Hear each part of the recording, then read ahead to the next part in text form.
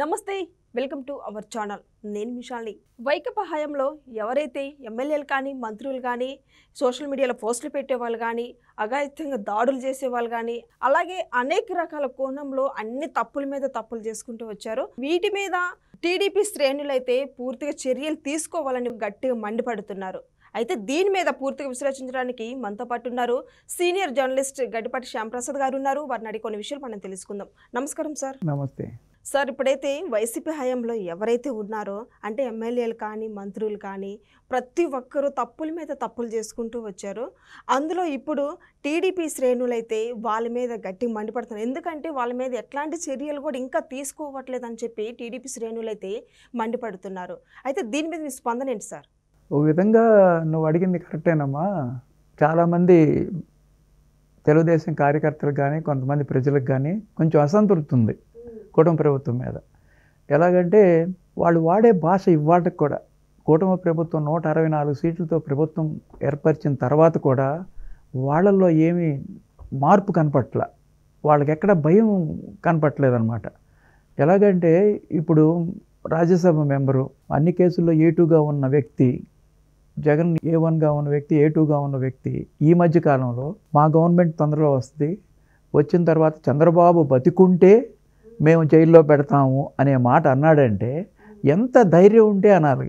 ఆ మాటని ఎవరు ఖండించారు? ఎందుకు దాన్ని అంత తేలిగ్గా తీసుకుంటున్నారు అనే ఉద్దేశం తెలుగుదేశం కార్యకర్తల్లో కానీ ప్రజల్లో కానీ ఉంది. కానీ టైం అంతా ప్రభుత్వం ఎంతో విలువైన కాలాన్ని, 6 నెలల కాలాన్ని ఎంతో సద్వినియోగం చేస్తా 24 గంటలు నిద్రాహారాలు లేకుండా పనిచేస్తున్నారు మంత్రులు కానీ ముఖ్యమంత్రి గారు కానీ అందరూ. ఆ టైంలో ఇటువంటి అసందర్భమైనవి, అనవసరమైనవి వాటిలో దృష్టి పెట్టడానికి కొంచెం ఆలస్యం అవుతుంది. కానీ కార్యకర్తల్లో మాత్రం రగిలిపోతున్నారు. అట్లా విజయసాయిరెడ్డి మాట్లాడుతాని ఎవరు జీర్ణించుకోలేకపోతున్నారు. ఎంత ధైర్యం ఉండాలి, ఏమి వెనకాల ఏం చూసుకుని అంటాడు, అది సభ్య సమాజం సిగ్గుపడేటట్టుగా మాట్లాడుతున్నాడు. అతని క్రెడిబిలిటీ గురించి ప్రజలందరూ అతను తిరస్కరించారు. అతను ప్రత్యక్ష రాజకీయాల్లో ఎప్పుడూ లేడు. ప్రస్తుతం ప్రత్యక్ష రాజకీయాల్లో కూడా నెల్లూరులో నిలబడి ఓడిపోయిన వ్యక్తి అలా మాట్లాడటం అనేది ఆశ్చర్యకరం. ఆయన కూడా కంట్రోల్ చేయాల్సిన అవసరం చాలా ఉంది. అలాగే రీసెంట్గా సకల శాఖ మంత్రి గారు గుంటూరు వెళ్ళారు. ఒక హత్య కేసులో నిందితుడిని, మాజీ ఎంపీని పరామర్శించడానికి వెళ్ళి ఆయన కూడా అంటాడు, మేము త్వరలో 3 సంవత్సరాల్లో మేము వస్తాము, మా కార్యకర్తలందరినీ మీరు అన్యాయంగా వేధిస్తున్నారు, మేము వచ్చి దాన్ని ఏంటో చూపిస్తాము, దాన్ని రెసిప్రోకేట్ చేస్తాము అని ఏదో ఒక నీతి వాక్యాలు మాట్లాడుతున్నాడు. గత 5 సంవత్సరాల్లో చేసి ఎన్ని దాడులు చేశారు, ఎన్ని రకాలుగా హింసించారు, అసలు ఒకళ్ళన్నా ప్రతి జిల్లాలో ప్రతి నియోజకవర్గంలో అందరినీ వేధించి జైల్లో పెట్టి నోటీసులు లేకుండా ఇష్టం వచ్చినట్టు చేశారు. వాళ్ళలో ముఖ్యంగా రఘురామకృష్ణరాజు గారిని ఏం చేశారో అందరికీ తెలుసు. అలాగే అచ్చెన్నాయుడు గారిని అర్ధరాత్రి పూటలు అరెస్ట్ చేశారు, కొల్లు రవీంద్రని అరెస్ట్ చేశారు, తూలిపాటి నరేంద్రని అరెస్ట్ చేశారు, దేవినేని ఉమాని అరెస్ట్ చేశారు. ఇలా చెప్పుకుంటా పోతే చాలా లిస్టు ఉందన్నమాట. ఇలా నోటీస్ ఇవ్వచ్చు, ఎక్స్ప్లెనేషన్ అడగవచ్చు. అట్లా చివరికి చంద్రబాబు నాయుడు గారిని అరెస్ట్ చేశారు, 53 రోజులు జైల్లో పెట్టారు. ఏమీ కేసు లేని దానికి అనుభవించారు. ప్రపంచవ్యాప్తంగా స్పందన వచ్చింది. ఆయన యొక్క గొప్పతనం మళ్ళీ ఒక్కసారి ప్రపంచానికి తెలిసింది. ఆయన అరెస్ట్ అయిన తర్వాత ఎన్నో ఉద్యమాలు నడిచినాయి, ప్రజలందరికీ ఆయన యొక్క గొప్పతనం తెలిసింది. అప్పుడు కొంచెం ప్రజలందరూ రియలైజ్ అయ్యారు. అట్లా అన్ని అకృత్యాలు చేసి ఇవాళ వాళ్ళు ప్రజలు తిరస్కరించిన తర్వాత కూడా మళ్ళీ ఇవాళ మేము వస్తామండి. ఏ బేసిస్ మీద వాళ్ళు వస్తారు? ఏం చేశారని వస్తారు? ఎంత ధ్వంసం చేశారు రాష్ట్రాన్ని, పూర్తిగా నాశనం చేసి 5 సంవత్సరాలు కోలుకోలేని విధంగా చేశారు, అప్పుల పాలు చేశారు రాష్ట్రాన్ని.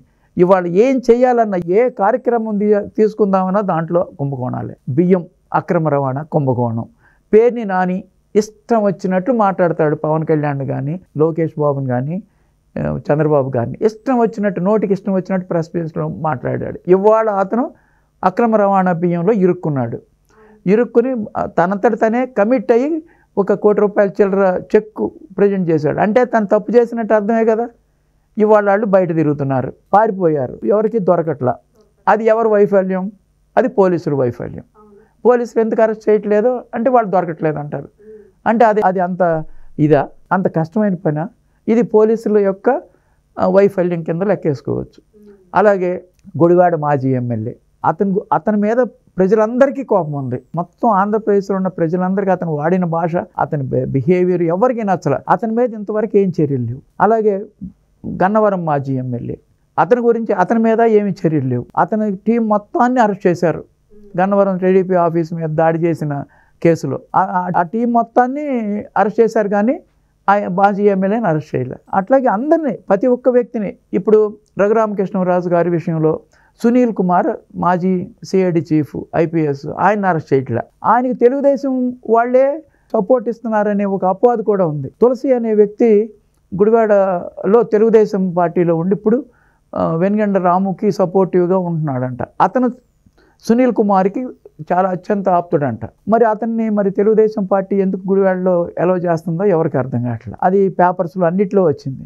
సునీల్ కుమారు చేసిన దారుణాతి దారుణమైన క్రియని ఎందుకు తెలుగుదేశం వాళ్ళు దాన్ని ఖండించట్లేదో, ఎందుకు దాన్ని అర్జెంటుగా సస్పెండ్ చేయట్లేదో అర్థం కావట్లేదు. అట్లాగే కాదంబరి జత్వాని కేసులో 3 ఐపీఎస్ని సస్పెండ్ చేశారు. హైకోర్టులోనే ఆంజనేయులు గారిని మీరు ఎందుకు అరెస్ట్ చేయలేదు అని అడిగాడు హైకోర్టులోనే. అంటే ఎంత వీక్గా పోలీస్ వ్యవస్థ ఉందనేది మనం ఆలోచించుకోవచ్చు. అట్లాగే సంజయ్ని తను కూడా సస్పెండ్ చేశారు. అది ముఖ్య విషయమే. ఇండియాలో 4 ఐపీఎస్ని సస్పెండ్ చేయడం అనేది ఒక చరిత్ర. ఒకవైపు చర్య చేసుకుంటానే వెళ్తున్నారు. అట్లాగే వెంకటరెడ్డిని అరెస్ట్ చేశారు మైన్స్లో. అలాగే వాసుదేవ్ రెడ్డిని ఇంతవరకు ఎక్కడున్నాడో సరిగ్గా తెలియట్లా. కాకపోతే ప్రాసెస్ స్టార్ట్ అయింది. మనం గవర్నమెంట్ని కూడా ఏం చేయట్లేదు అనేది అపవాదు కూడా ఏ ఎక్కర్లా. 1 by 1 వస్తున్నారు. సిస్టమేటిక్గా అందరినీ అరెస్ట్ చేసుకుంటూ వెళ్తున్నారు. అట్లాగే కాకినాడ మాజీ ఎమ్మెల్యే ఇవాటి వరకు కూడా అతను అక్రమ రవాణా, అక్రమ బియ్యము, చాలా దందాలు ఉన్నాయి. అయినా సరే అతను ఏం చేయలేకపోతున్నారు. అట్లా సత్తెనపల్లి మాజీ ఎమ్మెల్యే నోటికి ఇష్టం వచ్చినట్టు మాట్లాడతాడు. అతన్ని ఎవరు ఏం చేయలేకపోతున్నారు. అందుకనే కార్యకర్తల్లో విపరీతమైన అసహనం ఉందన్నమాట. దీనికి మనం ఏం చెప్పుకోవాలంటే క్రమేణా 1 by 1 ఖచ్చితంగా వాళ్ళని పకడ్బందీగా అరెస్ట్ చేసి, ఇప్పుడు చూసారా మీరు మాజీ ఎంపీ బాపట్ల అతను అరెస్ట్ చేశారు. 2-3 నెలలు అయింది. సుప్రీంకోర్టు కూడా బెయిల్ నిరాకరించింది. ఆ విధంగా అరెస్ట్ చేసుకురావాలని చూస్తున్నారు గవర్నమెంట్. ఒక పర్సన్ని అరెస్ట్ చేశారంటే అతను బయటికి రాకూడదు. ఇక అట్లా చట్టం ప్రకారం వెళ్ళాలని చంద్రబాబు గారి ఇదనమాట. ప్రజలు ఇదేంటంటే వాళ్ళని ఎట్టగొట్ట లోపల పడేసి కొట్టండి అని. అది చంద్రబాబు గారికి ఆ ప్రాసెస్ ఇష్టం ఉండదన్నమాట. అందుకని చట్టం ప్రకారం సిస్టమేటిక్గా వెళ్తున్నారు. పూరగొడ్డ అనిల్ అని అతను బూతులు మాట్లాడి నానా అసహ్యంగా, అతను మనం సభ్య సమాజం భరించలేని వ్యక్తి, అతన్ని కూడా జైల్లో పెట్టారు. మరి అది కూడా చేస్తున్నారు కదా. మరి అతను కూడా 3 నెలల నుంచి ఉన్నాడు. అతనికే బెయిల్ రావట్లా. ఒకసారి లోపలికి ఇట్లా పెడితే వాళ్ళు పర్మనెంట్గా జైల్లో ఉండేటట్టుగా ప్రజా జీవనంలో ఉండకూడని వ్యక్తులు అనమాట వాళ్ళు. ఈ సభ్య సమాజంలో ఉండటానికి అర్హత లేని వాళ్ళు. ఇప్పుడు మనం చెప్పుకున్న వాళ్ళు కూడా అలాంటి వాళ్ళే.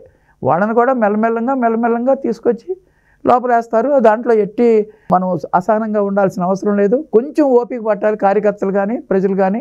వాళ్ళందరికీ శిక్ష పడుతుంది. ఎన్నో రకాల దుర్మార్గాలు చేశారు. ఏ ఇష్యూ తీసినా అట్లాగే ఉంది. అన్ని ఇష్యూస్లో ప్రతి దాంట్లోనూ వాళ్ళు చండాలం అపసవ్యంగా చేశారు. చిందర వందరగా అస్తవ్యస్తంగా పరిపాలించారు. ప్రజల సొమ్మంతా దోసిపెట్టారనమాట. దానికి మనం అందరూ అందుకనే వాళ్ళని తిరస్కరించారు. ఎప్పటికీ ఆ పార్టీయే భూస్థాపితం అయిపోద్దని నా ఉద్దేశం అనమాట. Okay, thank you sir. Thank you.